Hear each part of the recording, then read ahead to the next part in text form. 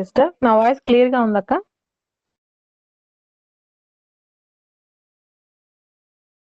చేరి వచ్చినటువంటి సహోదరులందరికీ ప్రభువైన యేసుక్రీస్తు వారి నామంలో నూతన సంవత్సర శుభాకాంక్షలు మరియు వందనాలు తెలియజేసుకుంటున్నాను. మనం ప్రార్థనలోనికి వెళ్ళబోయే ముందుగా కొంత వాక్యాన్ని మనం ధ్యానించుకొని ప్రార్థనలోనికి వెళ్తాం. మొట్టమొదటిగా కీర్తనలు 65 అధ్యాయము 11 వచనం మనందరం కలిసి చదువుకుంటాం. కీర్తనలు 65 అధ్యాయము 11 వచనం. పాత నిబంధనలో పేజ్ నంబర్ 484. దయచేసి మీ దగ్గర బైబిల్స్ పెట్టుకోండి, మరి కలిసి చదవడానికి ప్రయత్నం చేయండి. కీర్తనలు 65 అధ్యాయము 11 వచనం. సంవత్సరమును నీ దయా కిరీటము ధరింపజేసి ఉన్నావు, నీ జాడలు సారము వెదజల్లుచున్నవి. తర్వాత కీర్తనలు 126. కీర్తనలు 126 2వ వచనం 3వ వచనం మనం కలిసి చదువుకుంటాం. కీర్తనలు 126 2వ వచనం 3వ వచనం మనం కలిసి చదువుకుంటాం. పేజ్ నంబర్ 521 పాత నిబంధన. మనము కలకనిన వారి వలె నుంటిమి, మన నోటి నిండా నవ్వుండెను, మన నాలుక ఆనంద గానముతో నిండియుండెను. అప్పుడు యెహోవా వీరి కొరకు గొప్ప కార్యములు చేసినని అన్యజనులు చెప్పుకొనిరి. యెహోవా మన కొరకు గొప్ప కార్యములు చేసి ఉన్నాడు, మనము సంతోషభరితులమైతిమి. మరి మొట్టమొదటిగా మనం చదువుకున్నటువంటి భాగము కీర్తనలు 65లో ఒక మంచి మాట ఉంది. మరి నూతన సంవత్సరంలో ప్రవేశించబడినటువంటి మనకు సంవత్సరమునే దయా కిరీటముగా దేవుడు మనకు ధరింపజేసి ఉన్నాడంట.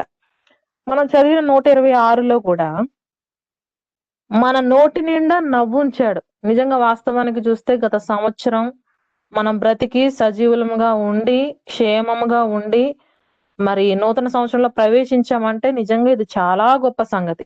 మన జీవితంలో చేసినటువంటి గొప్ప కార్యం ఏంటయ్యా గత సంవత్సరం అంటే కరోనా మనకు అంటకుండా ఉండడమే గొప్ప కార్యం. చూసినట్టయితే మన చుట్టుపక్కల ఉన్నటువంటి వారు, మన తోటి వారు, మన కుటుంబ సభ్యులు కావచ్చు, బంధువులు కావచ్చు, అనేక మంది ఈ కరోనా మరి పరిస్థితులను బట్టి అనేక ఇబ్బందులు పడుతూ వచ్చారు. ఆత్మీయంగా శారీరకంగా ఎంతో నష్టపోతూ వచ్చారు. మరి ఇదే నోటి ద్వారా వారికి వచ్చినటువంటి వైరస్ ద్వారా ఎన్నో పరిస్థితులు ఎదుర్కొంటూ వచ్చారు.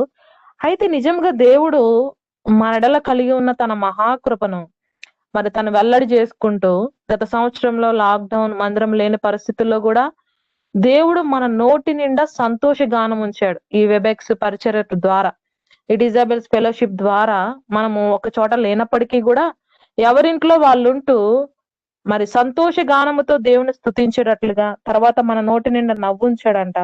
తర్వాత మన కొరకు ఏం చేశాడంటే గొప్ప కార్యాలు చేశాడు. అంత మాత్రమే కాదు, అన్ని జనులు మనం చూసి చెప్తా ఉన్నారంట, వీరి దేవుడు వీరి కొరకు ఏం చేశారని గొప్ప కార్యాలు చేశారు. నిజంగా నీవు నేను ఈ దినాన సజీవంగా ఉండి ఈ నూతన సంవత్సరంలో మొదటి స్త్రీల సహవాసంలో మనం చేరి ఉన్నామంటే నిజంగా ఇది గొప్ప కార్యం. దేవుడు మనకు ఈ సంవత్సరం ఒక విధంగా చెప్పాలంటే మరణం నుండి తప్పించినాడు. అనేక పరిస్థితులను మనల్ని తప్పిస్తూ వచ్చాడు. గత దినాలన్నింటిలో మన పుట్టిన దగ్గర నుండి ఉన్న పరిస్థితులు వేరు, గత సంవత్సరంలో ఉన్నటువంటి పరిస్థితులు. ఆత్మీయంగా పడిపోయే పరిస్థితులు ఎన్నో వచ్చాయి. అయినప్పటికీ కూడా దేవుడు ఏం చేశాడంటే ఆత్మీయంగా మనల్ని పోషిస్తూ వచ్చాడు, శారీరకంగా కూడా మనకి సంతోషాన్ని అనుగ్రహిస్తూ వచ్చాడు. కాబట్టి ఈ మాటలు దేవుడు దీవించిన గాక. మన భాగంలోనికి వెళ్దాం. చూడండి ఒకసారి రోమీలకు రాసినటువంటి పత్రిక, మన వాక్య భాగంలోనికి వెళ్దాం. రోమీలకు రాసినటువంటి పత్రిక 8వ అధ్యాయము 8వ వచనం అందరం కలిసి చదువుకుంటాం.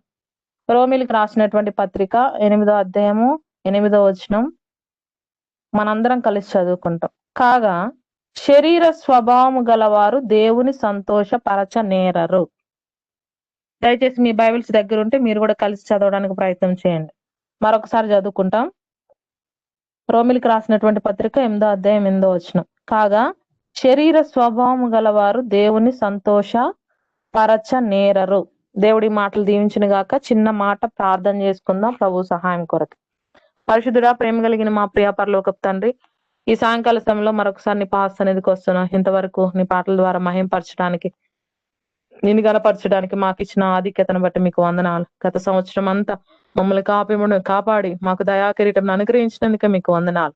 మా నోటి నిండా నవ్వు నుంచారు, సంతోషగానం నుంచారు. అంత మాత్రమే కాదు ప్రభా, మా కొరకు గొప్ప కార్యములు చేశారు. అందును బట్టి కూడా మేము స్తుతించి ఆరాధించి గనపరుస్తున్నాం.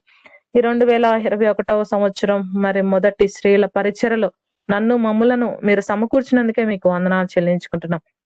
ప్రభా, చేరువచ్చిన బిడ్డలను బట్టి మీకు వందనాలు తండ్రి. మరి ఇంకెవరైతే నీ సన్నిధికి రాలేని స్థితిలో ఉంటున్నారో వారిని కూడా మీరు జ్ఞాపకం చేసుకునండి. వారిలో కూడా దైవ భయం ఉంచండి. మరి సమయాన్ని సద్వినియోగం చేసుకునుట ఈ నూతన సంవత్సరంలో నేర్పిస్తురండి. ప్రభా, నన్ను కూడా మీ శిలువ చాటును మరుగుపరచండి. నీ బిడ్డలు ఎంత ఆశతో ఆకలి దప్పులతో నీ సన్నిధికి వచ్చినారు ప్రభా. వాక్యమును శ్రద్ధగా వినగలిగేటువంటి మనసును వారికి దయచేయండి. బోధించుటకు కూడా నీ పరలోక జ్ఞానం నాకు దయచేయండి. పరిశుద్ధాత్మదేవ సమస్తమును నాకు బోధించి జ్ఞాపకం చేస్తురండి. మీరు ఇచ్చిన వాగ్దానం జ్ఞాపకం చేసుకునండి ప్రభు. ఈ సమయం మాకెంతో దీవెనకరంగా చేయండి. ప్రార్థించుటకు కావలసినటువంటి మాటలు దయచేయండి. ఈ నూతన సంవత్సరంలో నూతనమైన తీర్మానాలతో ప్రభు మా జీవితాలు ప్రారంభించుటకు సహాయం చేయండి. శత్రుకారంలోని విశ్వాసంతో బంధిస్తూ నెట్వర్క్ సంబంధిత ఎటువంటి అడ్డంకులు ఆటంకాలు లేకుండానట్లుగా సహాయం చేయండి. ప్రతి ఒక్కరు కూడా మరి తండ్రి ఫోన్ ఒక చోట పెట్టి మరి వాక్యం వినకుండా అట్లా ఉండకుండానట్లుగా సహాయం చేయండి. శ్రద్ధతో వాక్యం వినుటకు ఆత్మీయ మేలు పొందుటకు సహాయం చేయమని యేసుక్రీస్తు వారి నామమున ప్రార్థించి వేడుకొంచున్నాం తండ్రి, ఆమేన్. మంచిది. మనం చదువుకున్నటువంటి భాగంలో రోమిలికి రాసినటువంటి పత్రిక 8వ అధ్యాయం 8వ వచనంలో ఇక్కడ ఒక మాట రాయబడుతూ వచ్చింది. శరీర స్వభావం గలవారు దేవుని సంతోష పరచనేరరు. ఈ అధ్యాయం అంతా మనం ధ్యానించుకున్నట్లయితే ఎక్కువగా శరీరం గురించి ఆత్మ గురించి రాయబడుతూ ఉంటది. మనందరికీ తెలుసు, విశ్వాసులముగా రక్షించబడినటువంటి వారముగా ఇక్కడ మరి రక్షణ లేని వారు ఎవరు లేరని అనుకుంటున్నా నేను. మనం ఉన్నట్టు అందరం కూడా రక్షించబడినటువంటి వారం. చిన్నప్పటి నుంచి సండే స్కూల్లో మనకు చెప్తా ఉంటారు కదా, మన ఆత్మ ఏంటంట తెల్ల కుక్క, మన శరీరము నల్ల కుక్క. ఎప్పుడు ఈ రెండు కుక్కలకి ఏమవుతాయంట, పోరాటము జరుగుతూనే ఉంటాయి. అయితే ఇక్కడ దేవుని వాక్యం ఏం సెలవిస్తా ఉందంటే, శరీర స్వభావము కలిగి విశ్వాసులమని చెప్పుకొనుచు, రక్షించబడిన వారమని చెప్పుకొనుచు ఇంకా శరీర క్రియలనే జరిగించుకుంటూ ఉంటే నూతన సంవత్సరంలో నువ్వు సంతోషంగా ప్రవేశించావేమో గాని నిన్ను బట్టి దేవునికి సంతోషం లేదని దేవుని వాక్యం సెలవిస్తా ఉంది. బైబిల్లో కూడా కొంతమంది శరీరాన్ని బట్టి నడుచుకుంటూ వచ్చారు, వారి ద్వారా దేవునికి ఎటువంటి సంతోషం లేదు. కొంతమంది స్త్రీలు ఆత్మానుసారంగా నడుచుకుంటూ వచ్చారు. ప్రభు సహాయం చేసిన కొలది కొంతమందిని ఈ దినాన మనం ధ్యానిస్తాము. మరి ఒక ప్రశ్న, బైబిల్లో కొంతమంది అక్కజెల్లులు ఉన్నారు. మీకు తెలిసిన వాళ్ళు ఎవరైనా ఉంటే చెప్పండి. Maria Martha, very good. వీళ్ళిద్దరిలో శరీర సంబంధంగా ప్రవర్తించింది ఎవరు, ఆత్మ సంబంధంగా ప్రవర్తించింది ఎవరు? ఆత్మ సంబంధంగా ప్రవర్తించి మరియా, శరీర సంబంధంగా ప్రవర్తించింది మార్త.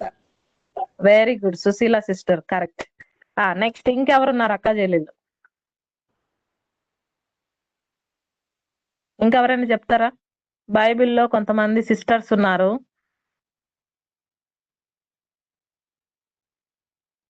మరియా మార్త తప్ప ఇంకెవరు లేరా? సొలొమోన్ రాజు తీర్పు తీర్చడానికి వచ్చినప్పుడు ఒక ఆమె, ఇద్దరు వస్తారు కదా, వాళ్ళిద్దరు ఓకే సరే, వాళ్ళు వేశ్యలు. లేయా అండ్ రాహేల్ అంటే ఇద్దరు సహోదరులు, అక్క చెల్లెళ్ళ గురించి అడుగుతున్నాను నేను.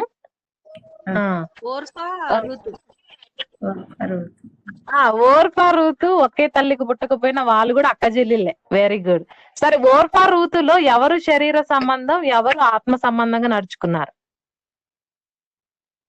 సంబంధంగా ఓర్పా, ఆత్మ సంబంధంగా రూతు. Very good. ఇందాక ఒక సిస్టర్ లేయా రాహేల్ అని చెప్పారు.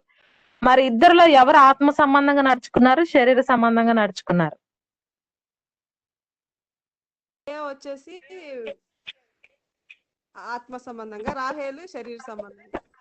Very good. ఇంకా ఉన్నారు కొంతమంది సిస్టర్స్, ఇంకా ఎవరి గురించి అని చెప్తారా?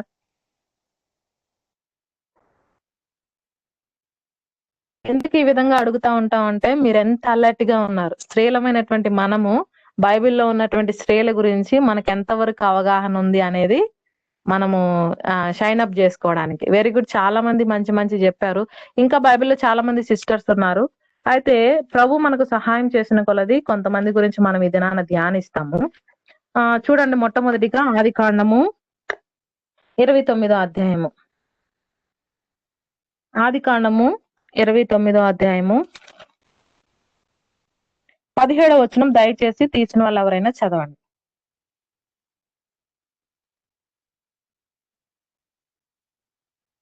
లేయా జబ్బు కండ్లు గలది, రాహేలు రూపవతియు సుందరియే ఉండెను. చాలు. ఇక్కడ మనం చూసినట్లయితే ఇద్దరు అక్క చెల్లెళ్ళు ఉన్నారు. పెద్ద ఆమె పేరు లేయా, రెండో ఆమె పేరు రాహేలు. అయితే లేయా జబ్బు కండ్లు గలది.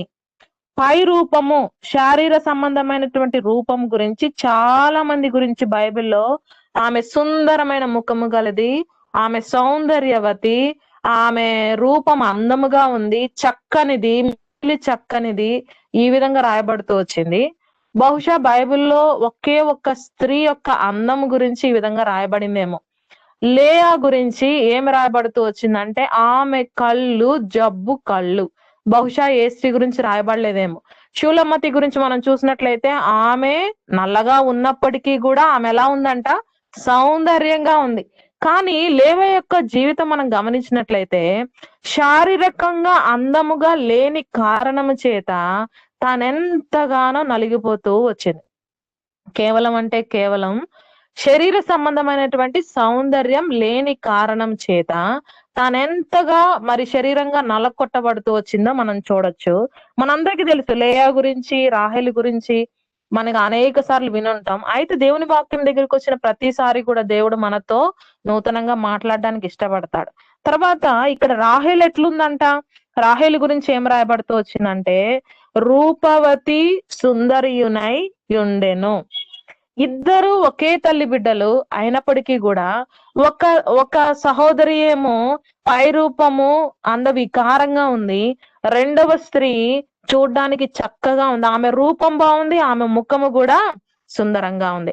అయితే దేవుని వాక్యం ఏం చేద్దాం, మనుషులు ఏం చేస్తారంటే పై రూపాన్ని లక్ష్య పెడతారని దేవుని వాక్యం సెలవిస్తా ఉంది. మనందరికీ తెలుసు మరి సమూయేలు దావీదును అభిషేకించడానికి వెళ్ళినప్పుడు సమూయేలుకి దేవుడు ఒక మంచి మాట చెప్తాడు. ఎవరైనా తీసిన వాళ్ళు చదవండి. 1 సమూయేలు 16వ అధ్యాయము 7వ వచనం. 1 సమూయేలు 16వ అధ్యాయం. సెలవిచ్చాను, అతని కోపము అతని లక్ష్య పెట్టకము, మనుషుల లక్ష్య పెట్టడు. చాలండి, త్రోసిన్నాను. చాలు. మనుషులు ఇక్కడ చూసినట్లయితే స్వయంగా దేవుడే సమూయేలుతో ఈ విధంగా సెలవిస్తా ఉన్నాడు. ఏమని సెలవిస్తున్నాడు? అతని రూపమును అతని ఎత్తును లక్ష్య పెట్టకము, మనుషులు లక్ష్య పెట్టు వాటిని యెహోవా లక్ష్య పెట్టడు. మనం ఈ మాట చాలా జ్ఞాపకం ఉంచుకుంటే మంచిది, మర్చిపోకుండా ఉంటే మంచిది. దేవుడు ఏమి లక్ష్య పెడతాడంట? పై రూపాన్ని అస్సలు లక్ష్య పెట్టనే పెట్టాడు. ఇంకొకటి ఏంటంట, మనుషులు లక్ష్య పెట్టు వాటిని దేవుడు లక్ష్య పెట్టాడు. అంటే సహజంగా మనుషులు దేని లక్ష్య పెడతారంట? పై రూపాన్ని మాత్రమే చూస్తారు, హృదయాంతరంగాలు చూడనే చూడరు. అందుకే 1 రాజులో ఒక మాట ఉంటది, నీవు మాత్రమే హృదయమును ఎరిగిన దేవుడవు అని ఉంటది కదా. మన యొక్క హృదయాన్ని ఎరిగింది ఎవరయ్యా అంటే దేవుడు మాత్రమే. అందుకే మనం రోమా 8:5 చదువుకున్న రీతిగా శరీరాన్ని బట్టి నడుచుకునేటువంటి వారిని బట్టి దేవుడు సంతోషించాడు. కాబట్టి నూతన సంవత్సరంలో ప్రవేశించినటువంటి నీవు నేను గత సంవత్సరం శరీరాన్ని బట్టి, శరీర క్రియలను బట్టి నీవు నడుచుకొని దేవుని దుఃఖపెడితే, ఈ నూతన సంవత్సరంలో దేవుడు మనకు తెలియజేసేది ఏంటంటే, మన దగ్గర కోరుకునేది ఏంటంటే, నీవు ఆత్మానుసారముగా ప్రవర్తిస్తే నిన్ను బట్టి నేను సంతోష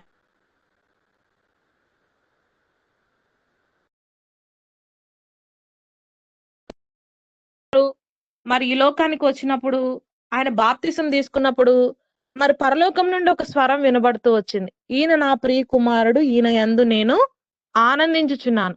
ఎందుకు తండ్రి ఆ మాట సెలవిస్తూ వచ్చినాడంటే, తండ్రి చిత్తాన్ని నెరవేర్చడానికి కుమారుడు ఈ లోకానికి వచ్చి అది నెరవేరుస్తూ ఉన్నప్పుడు తండ్రికి ఏం కలిగిందంట? ఆనందము, సంతోషం. ఈ భూమి మీద దేవుని మహిమార్థమే వచ్చినటువంటి నీవు నేను కూడా శరీర సంబంధంగా ప్రవర్తిస్తే దాన్ని బట్టి దేవునికి సంతోషము లేనే లేదు.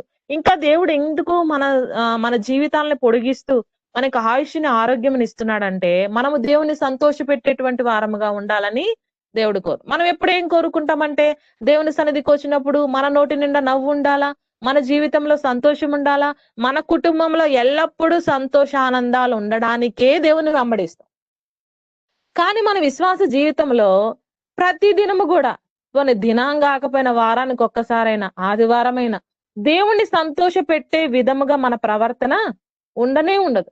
కానీ దేవుడు మన దగ్గర కోరుకునేది ఏంటంటే మనం ఆయన సంతోష పెట్టేటువంటి వారముగా ఉండాలి. ఇక్కడ ఇద్దరు సహోదరులు ఉన్నారు. వీళ్ళు ఏం చేస్తా ఉన్నారంటే అందరి చేత ద్వేషించబడింది. అయితే ఇక్కడ ఒక మంచి మాట రాయబడుతూ వచ్చింది 29వ అధ్యాయం 33వ వచనంలో. చదవండి ఎవరైనా. ఆదికాండము 29:33. ఆదికాండము 29:33. ఏంది అదేనా? ఆమె మరలా గర్భవతి అయి కుమారుణ్ణి కని నేను దేశము పడితినన్న సంగతి యెహోవా విన్నాడు గనుక ఇతని కూడా నాకు దయచేసి ననుకొని అతనికి షిమ్యోను అని పేరు పెట్టాను. అలాండి ఇక్కడ మనం చదువుకున్నటువంటి భాగంలో నేను ద్వేషింపబడితేనన్న సంగతి యెహోవా విన్నాడు. దయచేసి ఒక్క నిమిషం అండి, నేను లీవ్ అయ్యి మళ్ళీ యాడ్ అవుతాను. ఒక్క నిమిషం.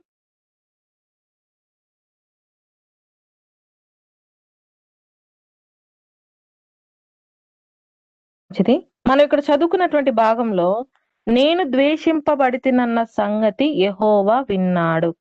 ఎందుకు రాహేలు క్షమించండి లేయా ఎందుకు ద్వేషింపబడుతుందంటే కేవలం తన రూపము అందముగా లేని కారణం చేత ద్వేషించబడుతుంది. లేయా ఎందుకయ్యా ప్రేమించబడుతుందంటే కేవలము తన శరీరము, తన రూపము, తన ముఖము అందంగా ఉంది. అయితే దేవుని వాక్యం ఏం సెలవిస్తా ఉందంటే పై రూపాన్ని మనుషులు లక్ష్య పెట్టే వాటిని దేవుడు లక్ష్య పెట్టాడు. మనం కూడా చాలా సార్లు దేన్ని బట్టి మనం ఫ్రెండ్షిప్ చేస్తాం, దేన్ని బట్టి మనం సహవాసం కలిగి ఉంటాం, దేన్ని బట్టి మనం దేవుని దగ్గరికి వస్తామంటే శరీర సంబంధమైనటువంటి వాటిని బట్టే మనము దేవుని వెంబడిస్తాం. పై రూపాన్ని చూస్తే మనం స్నేహం చేస్తాం. పైకి అంటే లోకానికి సంబంధించిన స్టేటస్లను బట్టి, లోక సంబంధమైన సౌకర్యాలను బట్టే మనము నడుచుకునేటువంటి వారంగా ఉంటాం. అయితే ఈ నూతన సంవత్సరంలో ప్రభు మన దగ్గర నుండి కోరుకునేది ఏంటంటే గత సంవత్సరం అంతా నువ్వు శరీరాన్ని బట్టి నడుచుకుని నన్ను దుఃఖపెట్టావు.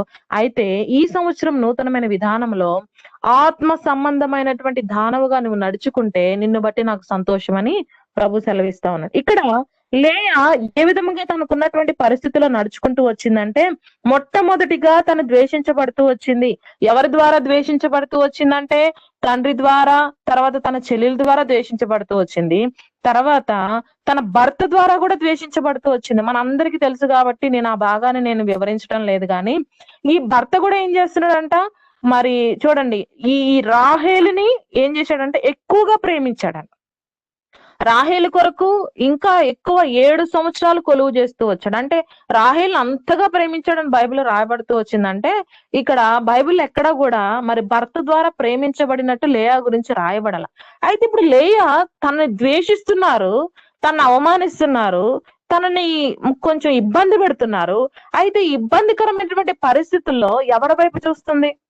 ఆత్మ సంబంధముగా నీవు నేను ఉన్నట్లయితే మనకు వచ్చేటువంటి శరీర సంబంధమైనటువంటి పోరాటాలు కావచ్చు, ఆత్మ సంబంధమైనటువంటి పోరాటాలు కావచ్చు, ఇరుగు పొరుగు వారి మధ్య, సమాజం మధ్య, సంఘం మధ్య వచ్చేటువంటి పోరాటాల వైపు నువ్వు మనుషుల వైపు చూడవు. ఎటువైపు చూస్తావు? దేవుని వైపు చూస్తావు. అదే శరీర సంబంధమైనటువంటి వారు ఏం చేస్తారంటే మనం అది కూడా చూస్తాం. మొట్టమొదటిగా ఈ లేయా ద్వేషింపబడుతున్నటువంటి సంగతి ఎవరికి చెప్తుంది? ప్రభువా నన్ను అనేకులు ద్వేషిస్తున్నారు అని ఎవరికి చెప్పుకుంటుందంట? తను తాను దేవునికి అప్పచెప్పుకుంటా ఉంది. అయితే ఇప్పుడు తను ద్వేషించబడుట అంటే ఎవరైతే ద్వేషిస్తున్నారో, ఎవరైతే తనను చులకనగా మాట్లాడుతున్నారో అవన్నీ ఎవరు విన్నారంట? దేవుడు విన్నాడు. అందుకే బైబిల్ ఇక్కడ రాయబడుతూ వచ్చింది, నేను ద్వేషింపబడితేనన్న సంగతి యెహోవా విన్నాడు. ఎవరైతే ఆమెను ద్వేషిస్తూ మాట్లాడుతూ ఉన్నారో వాటన్నిటినీ కూడా దేవుడు విన్నాడు. విని ఏం చేశాడంట చూడండి, గనుక ఆమె మరలా గర్భవతివై కుమార్ని కని నేను ద్వేషించితనన్న సంగతి యెహోవా విన్నాడు గనక ఇతని కూడా నాకు దయచేసి అనుకుని అతనికి షిమ్యోను అని పేరు పెట్టాను. అంటే ఈమె ద్వేషించబడుట ద్వారా, మనుషుల చేత తృణీకరింపబడుట ద్వారా దేవుడు ఏం చేశాడంట?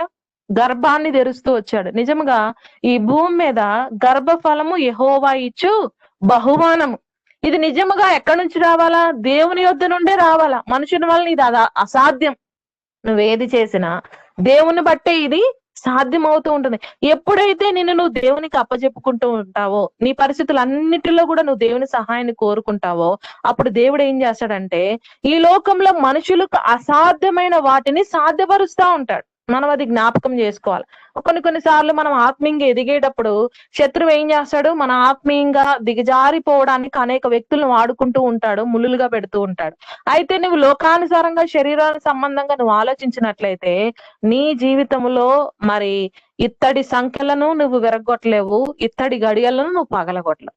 ఎప్పుడైతే నువ్వు లేయావలి దేవునికి అప్పచెప్పుకుంటావో అప్పుడు దేవుడు ఏం చేస్తాడంట, మనుషులకు అసాధ్యమైన వాటిని దేవుడు సాధ్యపరుస్తూ ఉంటాడు. ఈ లేయ ప్రతి విషయంలో మనం గమనించినట్లయితే గర్భవతి అయ్యి కుమారునిగా నేను ప్రతిసారి ఏం చెప్తా ఉందంటే దేవుని స్తుతిస్తా ఉంది. 35వ వచనంలో మనం గమనించినట్లయితే ఈసారి యెహోవాను స్తుతించదని అనుకుని యూదా అని పేరు పెట్టెను.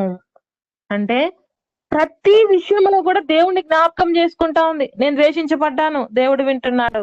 నాకు ఈ పరిస్థితి వచ్చింది, దేవుడు చూస్తున్నాడు. నాకు ఈ పరిస్థితి వచ్చింది, నేను దేవుణ్ణి స్తుతిస్తాను. నిజంగా తను ప్రతిది కూడా శారీరక సంబంధమైన, నిజంగా ఒకే ఇంటిలో కన్న తల్లిదండ్రులు, సొంత తోబుట్టువులు, కట్టుకున్న భర్త కూడా ద్వేషిస్తున్నాడు. ఎంత భయంకరమైన పరిస్థితి కదండి. మనం ప్రాక్టికల్ గా ఆలోచన చేస్తే మనల్ని ఎవరైనా కొంచెం తక్కువ చేసి మాట్లాడితేనే మనం తట్టుకోలేం. ఇంట్లో భర్త ఒక్కసారి కోపపడితేనే మనం తట్టుకోలేం. అట్లాంటిది ఈ స్త్రీ చూడండి, ఒకే ఒక్కటి పోరాడుతా ఉంది. ఎవరితో పోరాడుతుంది? దేవునికి తెలియజేసుకుంటా ఉంది ప్రతి సంగతిని. అందుకే దేవుడు ఏం చేశాడంట, లేయాని అందరూ తృణీకరించినప్పటికీ దేవుడు మాత్రము తృణీకరించలేదు. యెషయాలో ఒక మంచి మాట ఉంటది చూడండి, యెషయా 54వ అధ్యాయము.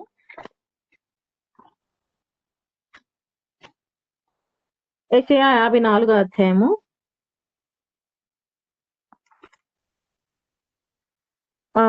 5వ వచనం చదవండి.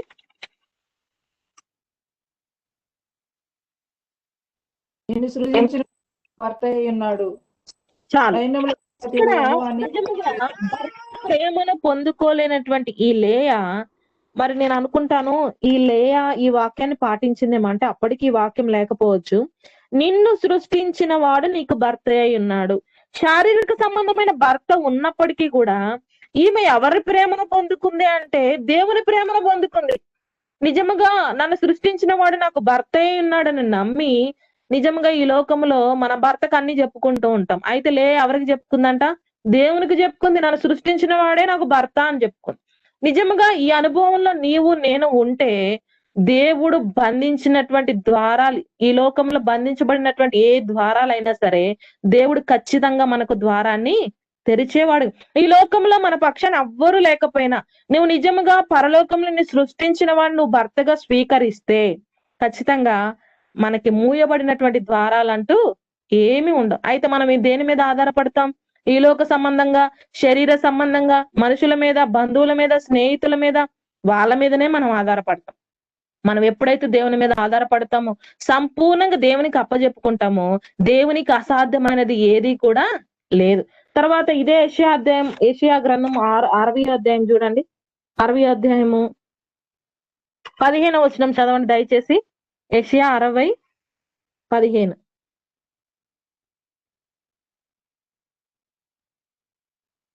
నీవు విసర్జింపబడుటను బట్టి, ద్వేషింపబడుటను బట్టి ఎవరు నీ మార్గమును దాటిపోవటం లేదు. నేను శాశ్వత శోభాతిశయముగాను బహుతరములకు సంతోషకారణంగాను చేస్తాను. చాలు. ఇక్కడ మనం చదువుకున్నటువంటి భాగంలో నీవు విసర్జింపబడుటను బట్టి, ద్వేషింపబడుటను బట్టి నేను నిన్నేం చేస్తాను? శాశ్వత శోభాతిశయముగాను బహుతరములకు సంతోష కారణముగాను చేస్తాను. నిజంగా ఈ వాక్యం లేయా జీవితంలో నెరవేర్చబడింది. ఎట్లా అంటారా? నిజంగా యూదా గోత్రం నుంచి ఎవరు వచ్చారండి? యేసుక్రీస్తు ప్రభువారు వచ్చారు. నిజంగా యూదా పుట్టినప్పుడే ఆమె ఏమనుకుందంట? ఈసారి యెహోవాను స్తుతించదని అనుకుని యూదా అని పేరు పెట్టింది. నిజంగా లేయని అందరూ ద్వేషించారు, కానీ దేవుడు ఆమెను ఏం చేశాడంట? బహుతరములకు సంతోష కారణముగా చేశాడు. ఎప్పుడైతే మనం ఆత్మ సంబంధమైన వారముగా నడుచుకుంటామో ఖచ్చితంగా దేవుడు మనల్ని బహుతరములకు సంతోష కారణంగా చేస్తాడు. నువ్వు శరీర సంబంధమైన దానముగా నడుచుకుంటే నిన్ను బట్టి దేవునికి సంతోషం ఉండదు, నీ కుటుంబంలో సంతోషం ఉండదు, నీ ఇరుగు పొరుగు వారికి సంతోషము ఉండదు. కాబట్టి మనం రక్షించబడినటువంటి వారముగా, దేవుణ్ణి ఎరిగినటువంటి వారముగా ఏ విధంగా ప్రవర్తిస్తున్నాం? ఈ నూతన సంవత్సరంలో నీ తీర్మానం ఏంటి? లేని గనక మనం జ్ఞాపకం చేసుకుంటే, ఈ లోక సంబంధంగా శారీరక క్రియలుగా మనం చూసినట్లయితే అన్ని అననుకూల పరిస్థితులే. ఇంట్లో ఎవరు ప్రేమించేవారు లేరు. నిజంగా చూస్తే తాను శారీరకంగా అందంగా లేదు, ద్వేషించబడుతుంది, తృణీకరింపబడుతుంది. అయినప్పటికీ తన జీవితంలో శ్రేష్టమైన వ్యక్తిని తను భర్తగా చేసుకుంది. ఎవరంట? సృష్టించిన వాణ్ణి భర్తగా అంగీకరించింది. అందును బట్టి తన జీవితంలో అసాధ్యమైన వాటిని దేవుడు ఏం చేశాడంట? సాధ్యపరుస్తూ వచ్చాడు. నిజంగా నీవు నేను కూడా లేయవలే ఆత్మ సంబంధమైన ఆరంగా నడుచుకుంటే మనకు అసాధ్యమైనవి ఏవి కూడా లేవు. దేవుడు అన్ని సాధ్యపరుస్తాడు. బహుతరములకు సంతోషకారణంగా మనం చేస్తా ఉంటాడు. నిజంగా ఈ యూదా ద్వారా యేసుక్రీస్తు ప్రభువారు ఈ లోకానికి రావడానికి ఇష్టపడుతూ వచ్చారు. వాస్తవానికి యేసుక్రీస్తు ప్రభువారి గురించి మనం చూసినట్లయితే ఆయన సౌందర్యం ఎంత గొప్పదో కదా. ఎట్లాంటిదంట? ద్వేషించబడిందంట, తన కళ్ళు జబ్బు కళ్ళు అంట, తను చూసిన వారు అందరూ అసహించుకున్నారంట. అవన్నీ దేవుడు విన్నాడంట. విని ఏం చేశాడంట? ఆ యూదాలో నుంచే యేసుక్రీస్తు ప్రభు రావడానికి, అంత సుందరం కలిగినటువంటి వాడు మరి లేయా ద్వారా, యూదా ద్వారా రావడానికి దేవుడు ఇష్టపడుతూ వచ్చాడు. చూడండి, ఈ లోకంలో ఎవరు తృణీకరించినా నిన్ను తృణీకరించవచ్చు. నీకు చదువు లేకపోవచ్చు, నీకు జ్ఞానం లేకపోవచ్చు, ఈ లోక సంబంధంగా ఆధిక్యతలు ఏది నీకు లేకపోవచ్చు. కానీ నువ్వు ఒకటి కలిగి ఉండు. నిన్ను సృష్టించిన వాడు ఒకడు ఉన్నాడు, అతను నువ్వు భర్తగా చేసుకో, అంగీకరించు. అప్పుడు నీకేమవుతుందంట? బహుతరములకు నిన్ను సంతోష కారణంగా ఆయన చేస్తాడు. తర్వాత మనం గమనించినట్లయితే ఈ రాహేలు ఏ విధంగా ఉంది చూడండి. 30వ అధ్యాయం 1వ వచనంలో ఈ రాహేలు శారీరక పరంగా చూస్తే బహు సౌందర్యం కలిగింది. భర్త కూడా ఎంతగానో ప్రేమిస్తా ఉన్నాడు. ఈ లోకంలో చూడండి, మామూలుగా పెళ్లి సంబంధాలు ఏదైనా చూస్తే ఏం చూస్తారు? పై రూపాన్ని చూస్తారు కదా. ఈడు చూడు మంచిగా ఉందా లేదా, ఇదే చూస్తారు కదా. ఎంత దేవుని చిత్తం అని మనం చెప్పుకున్నా సరే, తెల్లగున్న పిల్లోడికి తీసుకెళ్లి నల్లగున్న అమ్మాయిని చేస్తారా? ఎంత దేవుని చిత్తమైన. ఎక్కడో బక్సింగ్ గారి కాలంలో మరి ఇద్దరు చూసుకోకుండా పెళ్లి చేస్తే హైట్ వెయిట్ ఏం చూసేవాళ్ళు కాదు. ఆయన ఏం చేసేవాళ్ళు? అసలు సంబంధం లేకుండా, మ్యాచ్ లేకుండా పెళ్లిళ్ళు చేసేవాళ్ళు. ఈ కాలంలో ఎవరు చేసుకున్నారు? ఎంత సేవకులైన ఈడు జోడు చూసుకొని అన్ని చూసుకొని పెళ్లిళ్ళు చేసుకుంటా ఉన్నారు. ఈ రాహేలు విషయంలో కూడా యాకోబు ఎందుకు ప్రేమించాడంట? తన రూపాన్ని చూసి ప్రేమించాడు. ఈ రాహేలు కూడా దేన్ని బట్టి అతిశయిస్తా ఉంది? తన శరీరంలో ఉన్నటువంటి అందాన్ని బట్టి.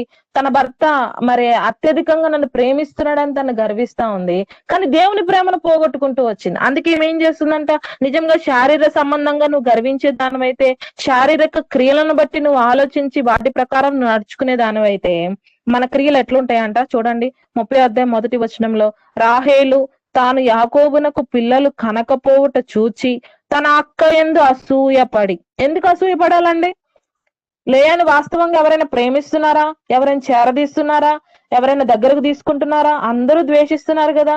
తను నిత్యము కన్నీరు గారుస్తా ఉంది కదా. తను ఆదరించేవారు లేరే, తను ప్రేమించేవారు లేరు. నువ్వెందుకు అసూయపడాలా? నిజంగా మన జీవితంలో శారీరక సంబంధంగా నువ్వు జీవిస్తున్నట్లయితే నీ జీవితంలో కూడా ఈ కోణం ఉంటది. దేన్ని బట్టి నువ్వు అసూయపడుతున్నావు? మనం దేన్ని బట్టి అతిశయించాలంటే క్రీస్తుని బట్టి అతిశయించాలి. కానీ మనం శరీర సంబంధమైనటువంటి వాటిని బట్టి మనం అసూయపడతా ఉంటాం. ముఖ్యంగా సిస్టర్స్ కి ఎక్కువ ఏముంటదంట? అసూయ ఉంటది. ఇక్కడ ఈమె కూడా ఏం చేస్తా ఉందంట? తన అక్కను బట్టి అసూయ పడతా ఉంది. అసూయతోనే ఆగిపోలే తను. ఇంకేం చేస్తా ఉందంట? ఆ అసూయ ఎక్కడికి వెళ్ళిందంటే 2వ వచనంలో మనం జ్ఞాపకం చేసుకుంటే, యాకోబు కోపము రాహేలు మీద రగులు కొనగా. ఇప్పుడు ఈ రాహేలు ఏం చేస్తుందంట? యాకోబుతో గొడవ పెట్టుకుంటా ఉంది. దేనికి? అక్క మీద అసూయత. వాస్తవానికి గర్భఫలం అనేది నువ్వు ఎక్కడ పొందుకోవాలా? దేవుని దగ్గర అడిగి పొందుకోవాలా. అయితే ఏమేం చేస్తుందంట? భర్త దగ్గరికి వెళ్ళి విసిగిస్తా ఉంది. నాకు గర్భఫలం లేదు, నాకు గర్భఫలం ఇవ్వు, మా అక్కేమో కంటా ఉంది, నేనేమో కనలేకపోతా ఉన్నా. నిజంగా ఈ లోక సంబంధంగా ఆమె ఈ లోక సంబంధంగా ఆలోచించింది కాబట్టి భర్త దగ్గరికి వెళ్ళి పోరాడుతా ఉంది. మనం కూడా చాలా సార్లు పరిస్థితులను బట్టి భర్త దగ్గరికి వెళ్ళి గోజాడుకుంటా ఉంటాం, లేదంటే మన ఇంట్లో పిల్లల దగ్గరికి వెళ్ళి చెప్పుకుంటా ఉంటాం, లేదంటే ఇరుగు పొరుగు దగ్గరికి వెళ్ళి చెప్పుకుంటా ఉంటాం. రాహేలులానే ప్రవర్తిస్తా ఉంటాం. కాదు. ఈ నూతన సంవత్సరంలో మనం నూతనమైన తీర్మానం చేసుకోవాలి. అది ఏ పరిస్థితి అయినా నీ జీవితంలో దేవుడు అనుమతించాలి. అది మనం గుర్తు చేసుకోవాలా.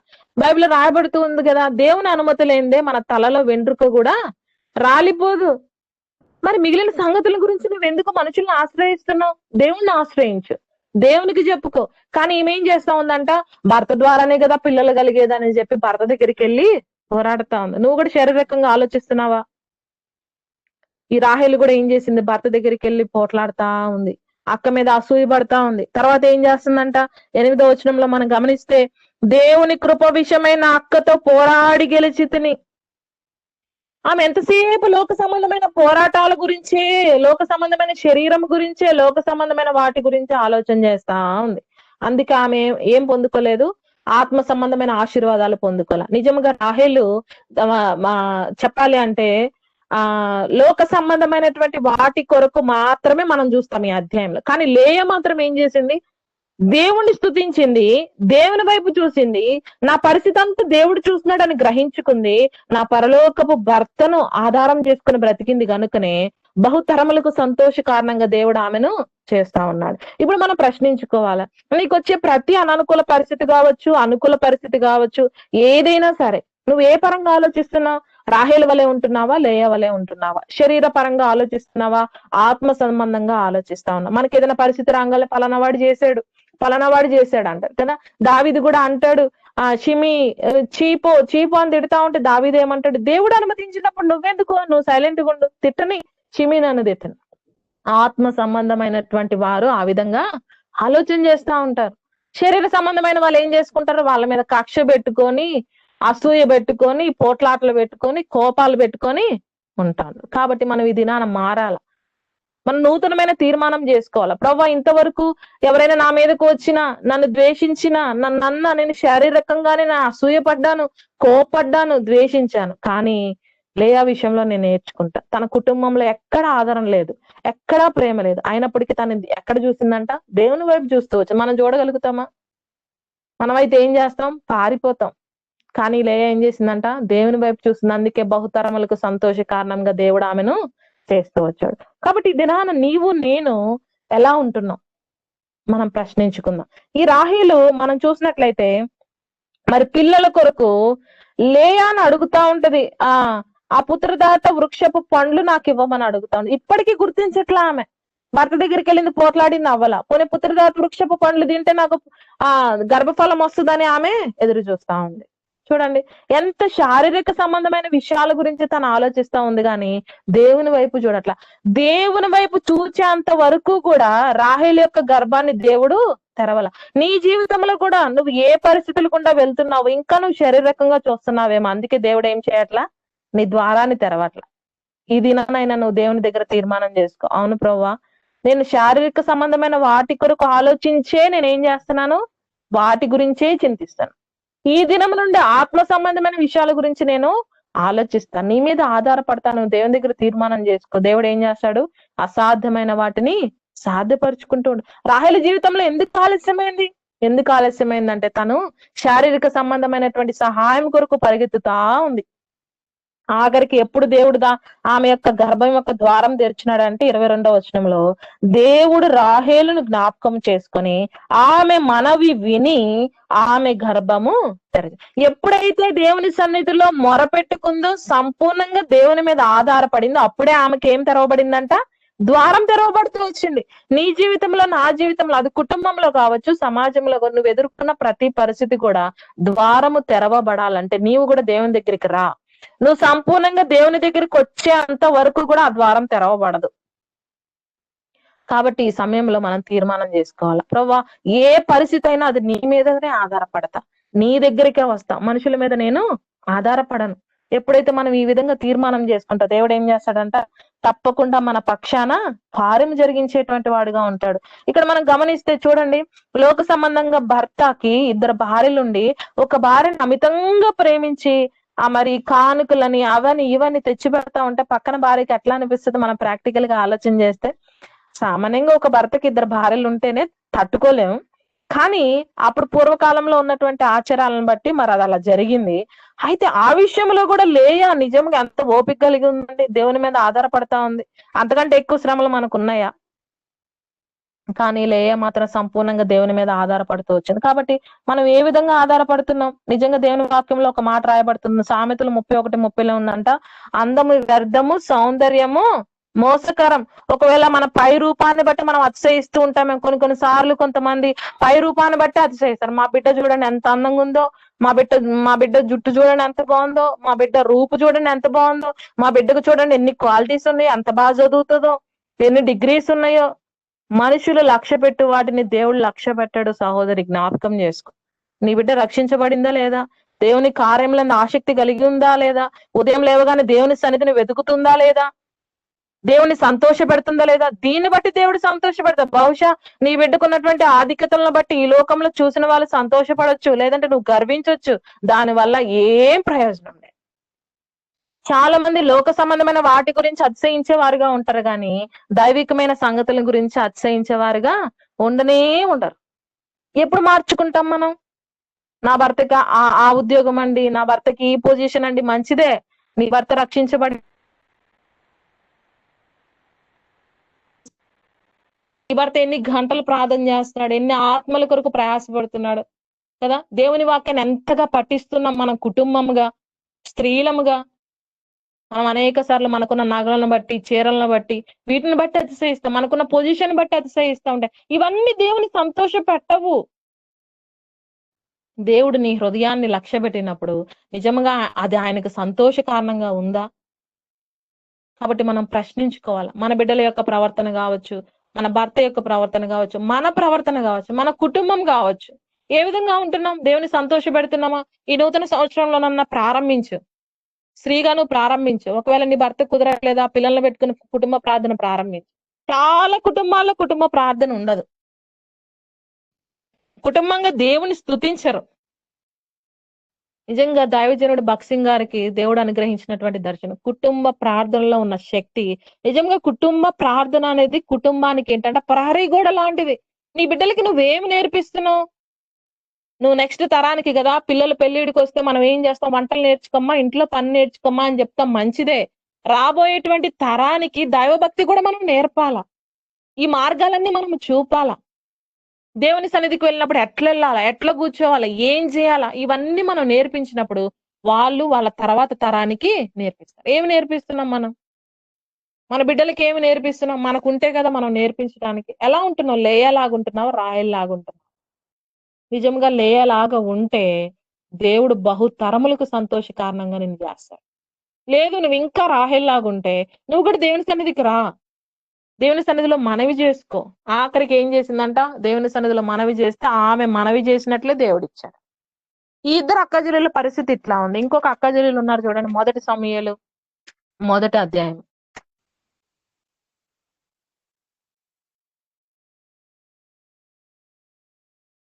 మొదటి సమూయేలు 1వ అధ్యాయము 2వ వచనం చదవండి దయచేసి ఎవరైనా.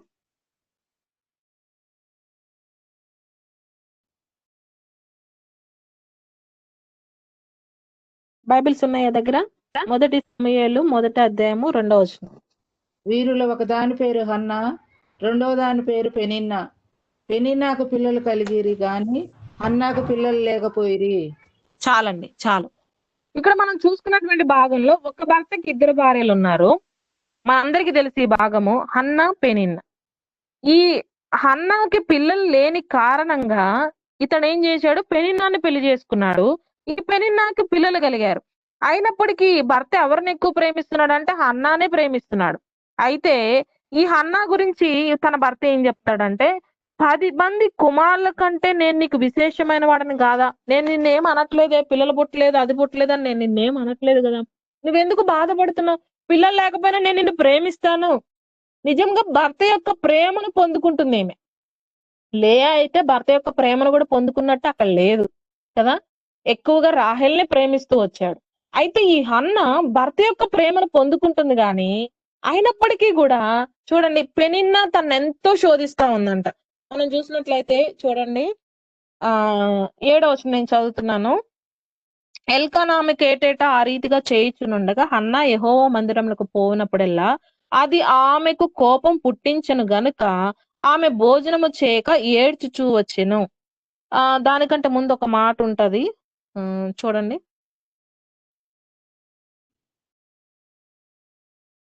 5వ వచనం నేను చదువుతున్నాను. హన్నా తనకు ప్రియముగానున్నందున ఆమెకు 2 పాలు ఇచ్చుచూ వచ్చెను. ఇప్పుడు ఈ హన్న భర్తకు ప్రియముగా ఉందంట, అందుకే 2 పాలు ఇవ్వబడుతూ ఉన్నాయంట. అయితే దేవుడే ఆమెకు సంతు లేకుండా చేశాడంట. ఎందుకు? హన్నా మంచిదే కదా, పెనిన్నా ఆమెను ఆరళ్ళు పెడుతున్నప్పటికీ ఓర్చుకుంటుంది కదా, సహించుకుంటుంది కదా, దేవుని సన్నిధికి ఏటేటా వెళ్తుంది కదా, బలులు అర్పిస్తుంది కదా.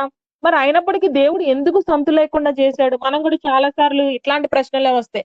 అరే నేను ఆత్మీయంగా బానే ఉన్నాను కదా, నా కుటుంబం బానే ఉంది కదా, దేవునికి ఇచ్చే విషయంలో నేను అన్ని ఇస్తున్నాను కదా, నాకెందుకు ఈ పని జరగడం లేదు, నాకెందుకు ఈ కార్యం జరగడం లేదు, ఎందుకు ఆలస్యం అవుతా ఉంది అని మనం అనేక సార్లు ప్రశ్నిస్తా ఉంటాం. అన్నా జీవితంలో మనం నేర్చుకోవాలి. అన్నా వాస్తవానికి చెప్పాలంటే రాహేలు వలె గర్వంతో లేదు గాని, రాహేలు వలె లోక సంబంధంగా లేదు గాని, ఏటేటా దేవుని మందిరానికి వెళ్ళి ఆమె ప్రార్థన చేస్తూనే ఉంది. అయినప్పటికీ కూడా దేవుడు ఏం చేశాడంటే ఆమెకు సంతు లేకుండా చేశాడు. ఎందుకు చేశాడంటే అన్నా యొక్క ప్రార్థన జీవితాన్ని మెరుగుపరచడానికి. నీ జీవితంలో, నా జీవితంలో ఏది ఆలస్యమైనా, అది సంతానం కావచ్చు, ఆర్థికంగా కావచ్చు, ఆరోగ్యపరంగా కావచ్చు, ఈ శరీర పరంగా కావచ్చు, ఒక విషయంలో నువ్వు అన్ని కరెక్ట్ గా ఉన్నప్పటికీ, దేవునికి ఇష్టమైన దానవుగా ఉన్నప్పటికీ, ఒకవేళ నీకు ఆలస్యం అయితే దాని వెనక ఏముందంట? మేలు ఖచ్చితంగా ఉంది. అది హన్నా జీవితంలో మనం నేర్చుకోవాలి. పెనిన్న లోకానుసారంగా ఉన్నప్పటికీ ఆమెకేమున్నాయంట? సంతానం ఉంది, పిల్లలు ఉన్నారు. మనం కూడా చాలాసార్లు ఇదే ప్రశ్నిస్తాం. ఏమని? వాళ్ళు లోకంలో ఉన్నారు, దేవుణ్ణి లేనటువంటి వాళ్ళకి అన్ని మంచి జరుగుతున్నాయి, దేవుని వెంబడిస్తున్న నాకెందుకు ఈ విధంగా జరుగుతుంది? ఎందుకు జరుగుతుందంటే హన్నా జీవితాన్ని మనం జ్ఞాపకం చేసుకుంటే మనకు తెలుస్తుంది. ఈ అన్న ఏం చేస్తుందంట?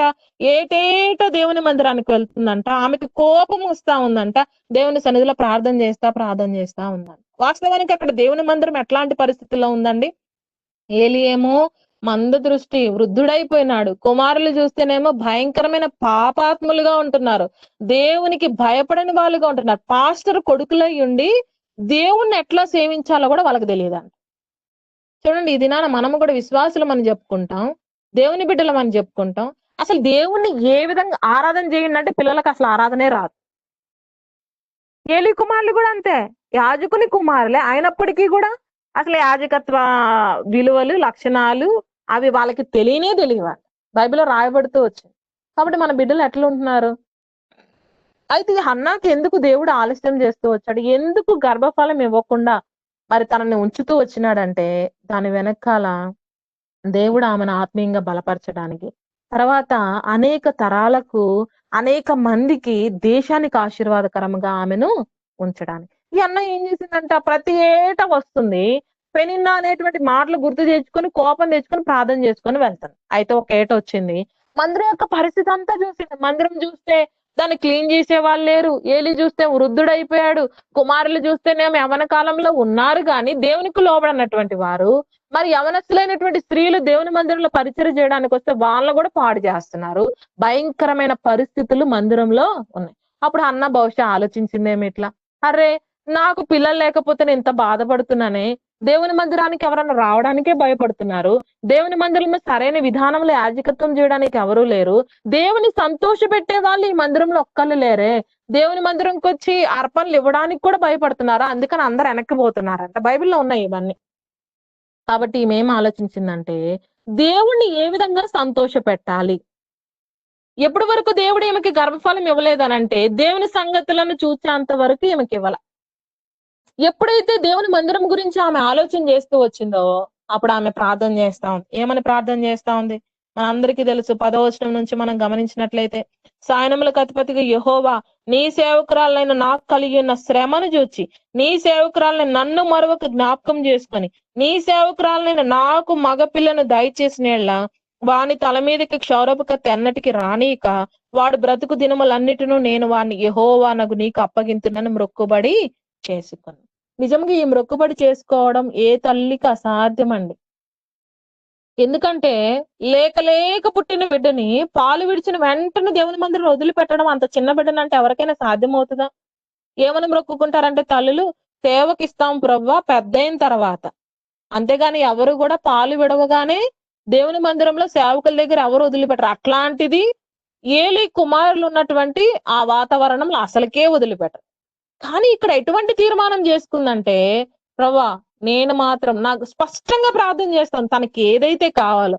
మనం ఏం చేస్తామంటే ప్రార్థన, ప్రవ్వా నీకు అన్ని తెలుసు కదా, నువ్వు ఇచ్చే, కానీ ఇక్కడ ఏమేమని ప్రార్థన చేస్తుంది, స్పష్టంగా చెప్తా ఉంది, మగపిల్లనే ఇవ్వు, మగబిడ్డనే ఇవ్వు, ఇస్తే నేనేం చేయను, తలను క్షౌరం చేయించను. ఇంకొకటి ఏం చేస్తా, పాలు విడిచిన వెంటనే నేను తీసుకొచ్చి దేవుని మందిరంలో నీకే అప్పచెప్తాను, నీ పరిచర్య చేస్తాడు, నీకే ఉపయోగపడతాడు, నిన్నే సంతోషపడతాడు. నిజంగా మనం ఈ విధంగా ప్రార్థన చేయగలుగుతామా? ఉదయాన్నే లేచి నీ బిడ్డల గురించి నువ్వు సేవకు ఇవ్వకపోయినా పర్వాలా, ప్రవ్వా నా బిడ్డలు నిన్ను సంతోషపెట్టే బిడ్డలుగా ఉండాలని నీ బిడ్డల గురించి ప్రార్థన చేస్తున్నావు. లేచిన కాడి నుంచి మనం ఏం ప్రార్థన చేస్తాం, నా బిడ్డను ఆశీర్వదించి ప్రవ్వా, నా బిడ్డ మంచిగా చదువుకోవాలా, మంచి జాబ్ రావాలా, మంచి ఉన్నతమైన స్థితిలో ఉండాలా. ఎంతసేపు నీ శరీరాన్ని సంతోషపెట్టే క్రియల గురించే నువ్వు ఆలోచిస్తాను. అన్నాన్ని చూసి మనం నేర్చుకోవాలి. ఆమె ఏం చేస్తా ఉందంట, లేక లేక తర్వాత పిల్లలు పుడతారా పుట్టరా అన్న సంగతి కూడా ఆమెకు తెలియదు. ప్రవ్వా నువ్వు నా గనక పిల్లవాడిని, మగ పిల్లవాడిని ఇవ్వు, ఇస్తే నేను ఏం చేస్తాను, నీకే ఇస్తాను, నీ సేవ కొరకే నేను తన్ని అప్పచెప్తాను. నిజంగా ఈ తీర్మానం మనం చేయగలుగుతామా? అన్న ఎప్పుడైతే తీర్మానం చేసుకుందో దేవుడు ఏం చేశాడంట, ఆ తీర్మానాన్ని స్థిరపరిచ. వాస్తవానికి అప్పుడు ఉన్నటువంటి పాస్టర్ గారు కూడా ఏమన్నాడు, ఎంతాక నువ్వు మత్తురాలవై ఉంటావమ్మా అంటే, మందిరం ఎంత భయంకరంగా ఉందండి. ద్రాక్షారసం దాగి మత్తులైన వాళ్ళు కూడా ఎక్కడికి వస్తున్నారంట, షిలోహులోనికి వస్తా ఉన్నారంట. నిజంగా దేవుని మందిరం అంత భయంకరమైన పరిస్థితిలో ఉంది ఆ దినాలు. అదే మనమైతే ఏం చేస్తాం, కొంచెం మందిరంలో ఏదైనా చిన్న పరిస్థితి, అమ్మో ఆ మందిరానికి మా పిల్లల్ని పంపించామమ్మా, మా పిల్లలు కూడా చెడిపోతారు కదా.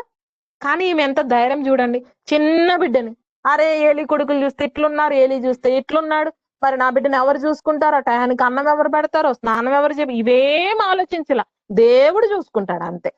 దేవుని మీద ఆధారపడింది అంతే. నీ జీవితంలో నువ్వు అట్లా ఆధారపడుతున్నావా? ఏ పరిస్థితి అయినా సరే నువ్వు నిజంగా ఆ విధంగా ఆధారపడితే దేవుడు నీ జీవితంలో గొప్ప కార్యాలు చేస్తాడు. మనం ఎట్లా అంటే ఒక కాలు ఆ పడవ, ఒక కాలు ఈ పడవ, అందుకే ఎటు కాకుండా మధ్యలో డామును పడతాం కదా. కాబట్టి ఈ నూతన సంవత్సరంలో మనం తీర్మానం చేసుకోవాలి. అన్న ఏం చేస్తుందంటే, భర్త ప్రేమించినప్పటికీ, లోక సంబంధంగా తనకు ఆధిక్యతలు ఉన్నప్పటికీ, ఆస్తులు ఉన్నప్పటికీ కూడా తన దేవుని మీద ఆధారపడతా ఉంది. మనం నేర్చుకోవాలి. హన్నాను చూసి ఏం చేసిందంట, బిడ్డను సంపూర్ణంగా తను ఇచ్చిన మాట చొప్పున ఏం చేసిందంట, దేవునికి అప్పచెప్తూ వచ్చింది. దేవునికి అప్పచెప్పినప్పుడు ఏం జరిగింది, 2వ అధ్యాయం 21వ వచనం నేను చదువుతున్నాను వినండి. యెహోవా హన్నాను దర్శింపగా ఆమె గర్భవతి 3 కుమారులను 2 కుమార్తెలను కనెను. అయితే బాలుడకు సమూయేలు యెహోవా సన్నిధిని ఉండి ఎదుగుచుండెను. ఈ హన్నా ఏం చేసిందంట, పాలు విడిచిన వెంటనే 1వ అధ్యాయంలో మనం చూసినట్లయితే 25 నుండి 28 వరకు మనం చదువుకున్నట్లయితే, పాలు విడిచిన వెంటనే ఆ బిడ్డను దేవునికి ప్రతిష్ఠించి దేవుని మందిరంలో వదిలిపెట్టి వెళ్ళిపోయింది. వెళ్ళిపోయిన తర్వాత దేవుడు ఆమెకి ఏమి ఇచ్చాడంట, 3 కుమారులను 2 కుమార్తెలను ఇచ్చాడు. నిజంగా చూడండి, దేవునికి ఒకటి ఇస్తే 5 అంతల ఆశీర్వాదం హన్నా పొందుతూ వచ్చాడు. కాబట్టి మనం దేవునికి శ్రేష్టమైనది ఇవ్వగలుగుతున్నామా?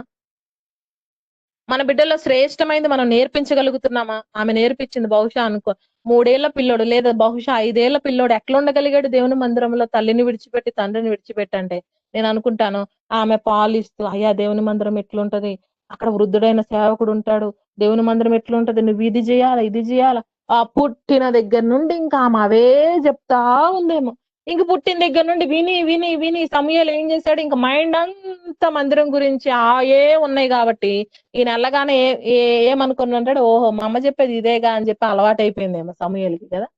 కాబట్టి మనం ఏం చెప్తున్నాం దేవుని మందిరం గురించి, దేవుని మందిరంలో ఎట్లా ఉండాలి మన బిడ్డలు మనం నేర్పిస్తున్నామా? అన్న అయితే తన ఇంట్లో ఉండగానే చిన్ననాటి నుండి నేర్పించి దేవుని మందిరంలో వదిలిపెట్టింది. ఇప్పుడు ఈ సమయంలో ఏమయ్యాడంట, దాను మొదలుకొని బెయేర్షెబా వరకు న్యాయాధిపతిగా ఉన్నాడు, ప్రవక్తగా ఉన్నాడు, ప్రార్థించే ప్రార్థనాపరుడుగా ఉన్నాడు, అభిషేకించేవాడిగా ఉన్నాడు. నిజంగా ఎంతగా ఆశీర్వదించబడిందని, దాను మొదలుకొని బెయేర్షెబా వరకు ఒక్క స్త్రీ ప్రార్థన ద్వారా నిన్ను నన్ను కూడా దేవుడు ఆ విధంగా బహుతరములకు సంతోష కారణంగా ఉండాలని దేవుడు కోరుకుంటాం. అయితే నువ్వు ఏ పరంగా ఆలోచిస్తా ఉన్నావు? లేయాని రాహేల్ని మనం చూస్తాం. ఈ రాహేల్ ఏం చేసిందంట, దేవుని మనవి చేసింది, అయినప్పటికీ శరీర క్రియలే తన మైండ్ లో మెదులుతా ఉన్నాయి కదా. భర్త మరి తండ్రి దగ్గర నుంచి వెళ్ళిపోదాం, లాభాన్ దగ్గర నుంచి వెళ్ళిపోదాం అన్నప్పుడు రాహేల్ ఏం దొంగతనం చేస్తది, గృహ దేవతలను దొంగతనం చేస్తది. దొంగతనం చేసి ఏం చేస్తది, మళ్ళీ తండ్రి వచ్చినప్పుడు ఒంటి మీద కూర్చొని అబద్ధం చెప్తుంది, నేను కడగా ఉన్నానయ్యా అని అబద్ధం చెప్తుంది. చూసారా, అసూయ, కోపము, పగ, ద్వేషము, తర్వాత ఏం చేస్తుందంటే దొంగతనం, అబద్ధాలు, శరీర సంబంధమైనటువంటి క్రియలు, ఇవన్నీ కాబట్టి మనం ఏ రకంగా ఉంటున్నాం? శారీరక సంబంధమైన వారముగా ఉంటే ఈ సమయంలో నూతన సంవత్సరంలో మనం ఒక తీర్మానం చేసుకోవాలి. ప్రభా, ఇప్పటి వరకు శారీరకంగానే నేను ప్రవర్తించాను. మనం అనేక సార్లు ఏమనుకుంటామంటే మనము భక్తిగా ఉన్నామని భ్రమలో ఉంటాం అంతే. మన క్రియలన్నీ ఎట్లుంటాయి? శారీరకంగానే ఉంటాయి. మనం వింటూ వచ్చాం కదా, Emmanuel uncle, Bombay Emmanuel uncle చెప్తూ వచ్చారు. మన క్రిస్టియన్ లైఫ్ ఎట్లుండాలంట? సండే క్రిస్టియన్స్ గా ఉండకూడదు మనం. మండే నుంచి సాటర్డే వరకు మనం ఎట్లుంటున్నాం? నిజంగా మనం ఉండగలుగుతున్నామా? ఆదివారం రాగానే ఎక్కడ లేని భక్తి. మళ్ళీ సోమవారం నుండి శనివారం వరకు అదే జీవితం. కానీ హన్నా మాత్రం ఏం చేసిందంట? దేవుని సంగతులను గురించి ఎప్పుడైతే తను విచారణ కలిగి, దేవుని మందిరమును గురించినటువంటి విచారణ కలిగి ఉందో, ఆత్మ సంబంధమైన సంగతులను గురించి ఆలోచించింది. అప్పుడు తను ఏం చేశాడు దేవుడు? శారీరకంగా ఆశీర్వదించాడు. తనకిచ్చినటువంటి బిడ్డను కూడా అనేకులకు ఆశీర్వాదకరంగా ఉంచాడు. మనము కూడా ఆత్మ సంబంధమైన సంగతులను ఆలోచిస్తే నిజంగా మనం చూడండి, లాస్ట్ ఇయర్ కరోనా వచ్చి మనం ఎక్కడికి పోయే వాళ్ళం? నువ్వు చెప్పగలుగుతావా 100% నేను పరలోకానికి పోతానని? నువ్వు శరీర క్రియలన్నీ పెట్టుకొని మనం చేస్తే ఎక్కడికి పోతాం? అందుకే దేవుడు నూతన సంవత్సరం ఇచ్చాడు. ఈ నూతన సంవత్సరంలో నిన్న దేవుని రాజ్యం కొరకు ప్రయాసపడు. తనకు వచ్చినటువంటి ఏకైక బిడ్డను దేవునికి ఇవ్వడానికి తను ఏ మాత్రం సంకోచించదు. మనం దేవుని మందిరంకి వెళ్ళి ఒక గంట పని చేయమని చెప్పడానికి మన బిడ్డలకి మనము బాధపడిపోతా ఉంటాం. మనం వెళ్ళి ఒళ్ళొంచుకొని మనం పని చేయడానికి చీర నలిగిపోద్దేమో, చీరకేమైనా మరకైతుందేమోనని మనము ఇదైపోతాం. దేవుని సన్నిధిలో ఎప్పుడు మనం నీ శరీరంలో శక్తి ఉండగా, బలం ఉండగా అది దేవుని కొరకు వినియోగించు. మోకరించి ప్రార్థన చేయి. ఆత్మల కొరకు నువ్వు భారం కలిగి ఉండు. కుటుంబ ప్రార్థన కలిగి ఉండు. బిడ్డలు కూర్చున్నప్పుడు, నుంచున్నప్పుడు నువ్వు నేర్పించు. అప్పుడు ఏమవుతుందంట, వాళ్ళు తర్వాత తరానికి వారు నేర్పిస్తారు. ఏలి నేర్పించలా, ఆ విషయంలో ఫెయిల్ అయిపోతూ వచ్చాడు. కుటుంబం అంతా శపించబడుతూ వచ్చింది. నువ్వు ఈ దినాన నీ బిడ్డలకు నేర్పించకపోతే హన్నాలాగా ఏమవుతావు? నీ బిడ్డల ద్వారా ఆశీర్వాదం తర్వాత తరం వారికి ఉండనే ఉండదు. లేయా నిజంగా యూదాని స్తుతిస్తూ యూదాన్ని దేవునికి అప్పచెప్పింది. యూదా ద్వారా కూడా యేసుక్రీస్తు ప్రభువారు ఈ భూమి మీదకి, అంటే లేయా యొక్క సంతానము ద్వారా బహుతరములకు సంతోషం ఉంది. అన్న యొక్క కుమారుని ద్వారా కూడా దాను మొదలుకొని బయర్షిబా వరకు సంతోషం ఉంది. మన బిడ్డల ద్వారా ఎవరికైనా సంతోషం ఉందా? కాబట్టి మన బిడ్డలు ఎట్లున్నారు, మనం ఎట్లుంటున్నాం?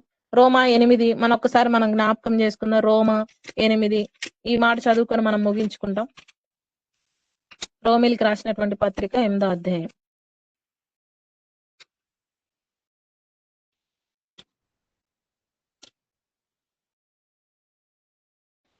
రోమిలికి రాసిన పత్రిక 8వ అధ్యాయము 7, 8 వచనాలు నేను చదువుతున్నాను. ఏలయనగా శరీరానుసారమైన మనసు దేవునికి విరోధమై ఉన్నది, అది దేవుని ధర్మశాస్త్రమునకు లోబడదు, ఏ మాత్రములు లోబడ నేరదు. కాగా శరీర స్వభావము గలవారు దేవుని సంతోషపరచ నేరరు. దేవుని ఆత్మ మీలో నివసించి ఉన్నాడలా మీరు ఆత్మ స్వభావము గలవారే గాని శరీర స్వభావము గలవారు కారు.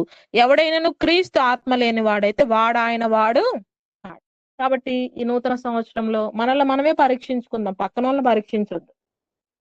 దేన్ని బట్టి మనం అతిశయిస్తా ఉన్నాం? ఈ లోక సంబంధమైనటువంటి వస్తు రూపకమైన వాటిని, లేకపోతే అందము, లేదంటే ఉన్నటువంటి డిగ్రీస్ కావచ్చు, క్వాలిఫికేషన్స్ కావచ్చు, లేదంటే స్టేటస్ కావచ్చు, వీటిని బట్టి మనం అతిశయిస్తున్నామా? ఇవి దేనికండి? పరలోకానికి పోవడానికి ఎందుకన్నా ఉపయోగపడతాయి అవి? నీ జీవితం ఈ భూమి మీద 60-70 ఏళ్ళు, మహా అయితే 80 ఏళ్ళే. మిగిలిన యుగాలు ఎక్కడుంటావు? నీ ఆత్మ ఎక్కడ ఉంటది? నీ బిడ్డల ఆత్మ ఎక్కడ ఉంటది? ఇంకా ఎందుకు నువ్వు శరీర సంబంధంగానే నువ్వు ఆలోచిస్తా ఉన్నావు? ఆత్మ సంబంధమైన సంగతుల గురించి నువ్వు ఆలోచించు. నిన్ను మాత్రమే కాదు, నీ బిడ్డలను కూడా అనేకులకు సంతోష కారణంగా, ఆశీర్వాదకరంగా దేవుడు ఉంచడానికి ఇష్టపడుతున్నాడు. కాబట్టి ఈ నూతన సంవత్సరంలో మనం నూతనమైన తీర్మానం చేసుకుందాం. ఎట్లుందాం? లేయాలాగుందామా? రాహేల్లాగుందామా? లేదంటే హన్నాలాగా ఉందామా? కదా, లేయా రాహేల్ని హన్నాని మనం చూసుకున్నట్లయితే ఇద్దరిని భర్త ప్రేమిస్తున్నాడు. ఇద్దరిని భర్త అత్యధికంగా ప్రేమిస్తున్నాడు. అయినప్పటికీ హన్నా మాత్రం దేవుని మీద ఆధారపడింది, రాహేలు మాత్రం ఎవరి మీద ఆధారపడింది? మనుషుల మీద ఆధారపడింది.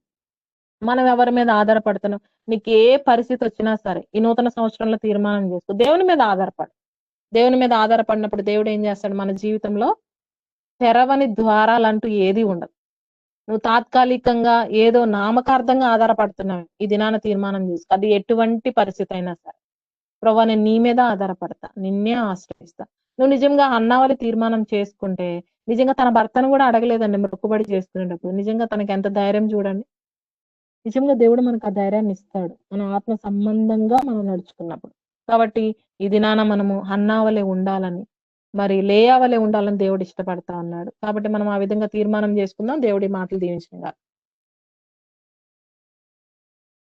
ఆమేన్. మంచిది.